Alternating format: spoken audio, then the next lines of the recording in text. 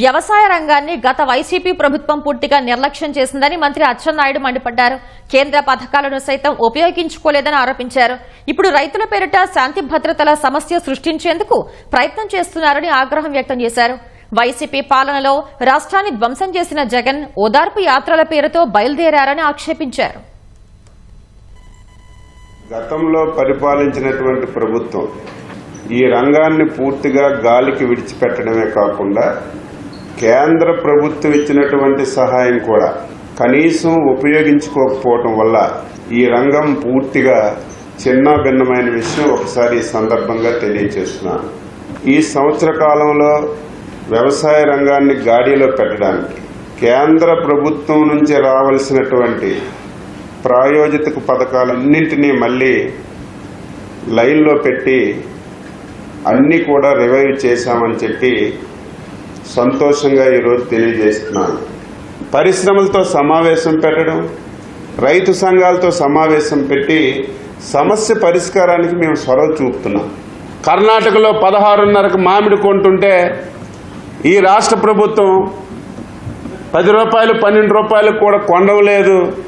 కేంద్రంలో సపోర్ట్ చేస్తున్నారు, 22 మంది ఎంపీలు ఉన్నారు అని ఒకటే ఊకదంపుడు విమర్శలు చేస్తున్నారు.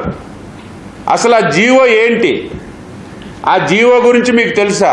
ఛాలెంజ్ చేస్తున్నాను, ఎవరైనా చర్చకి రండి. మేము ఒక రైతుకు 100 ఎకరాలున్నా 100 ఎకరాలు కొంటున్నాం. ఒక రైతుకి 1000 క్వింటాలు పండితే 1000 క్వింటాలు కొంటున్నాం. మేమే ముందు జీవో ఇచ్చి ఈరోజు 3.5 లక్షల మెట్రిక్ టన్నులు ఈ తోతాపూర్ మామిడి కొని రైతులకు డబ్బులు ఇస్తుంటే దీన్ని రాజకీయం చేస్తున్నారు. ఆ వ్యక్తి పేరెత్తాలంటే నాకు అసహ్యం, ఆ పార్టీ పేరెత్తాలంటే నాకు అసహ్యం. మళ్ళీ ఓదార్పు యాత్రలని లాండ్ ఆర్డర్ ప్రాబ్లం క్రియేట్ చేయాలని ప్రయత్నం చేస్తున్నారు. ఈరోజు 5-6 జిల్లాల నుంచి నువ్వు పిలిపించావు. 800 బస్సులంట, 2000 కార్లంట, 7 జిల్లాల నుంచి జనాలంట రైతులకు పలకరించడానికి. అది కూడా చిత్తూరు జిల్లా పూతలపట్టు నియోజకవర్గానికి నువ్వు వెళ్తున్న వ్యక్తివి. ఆ నియోజకవర్గం ఆ జిల్లాలోనో లేకపోతే నీ ప్రజాప్రతినిధులు తీసుకుని వెళ్ళాలి. దీన్ని ఏమంటారు? రైతులు పేరు చెప్పి లాండ్ ఆర్డర్ క్రియేట్ చేసి ఆంధ్రాలో లాండ్ ఆర్డర్ లేదు అని నువ్వు ప్రపంచానికి తెలియచేయాలని ఈ నీచమైనటువంటి కార్యక్రమం చేస్తుంటే ఏమనాలి? పదవి పోయేసరికి పార్టీ పూర్తిగా జెండా పీకేసే పరిస్థితికి వచ్చింది. కాబట్టి నీ పార్టీని నిలబెట్టుకోవడానికి, నీ పార్టీ ఉనికి చాటుకోవడానికి రైతుల పేరు చెప్పి ఈ రకంగా చేస్తున్నారు. దీన్ని మేము తీవ్రంగా ఖండిస్తున్నాం. అసలు ఆ వ్యక్తే రాజకీయాలకు అవసరమా? ఈ రాష్ట్రానికి అవసరం దేనికి? ఈరోజు మామిడి ధర తగ్గిపోయింది.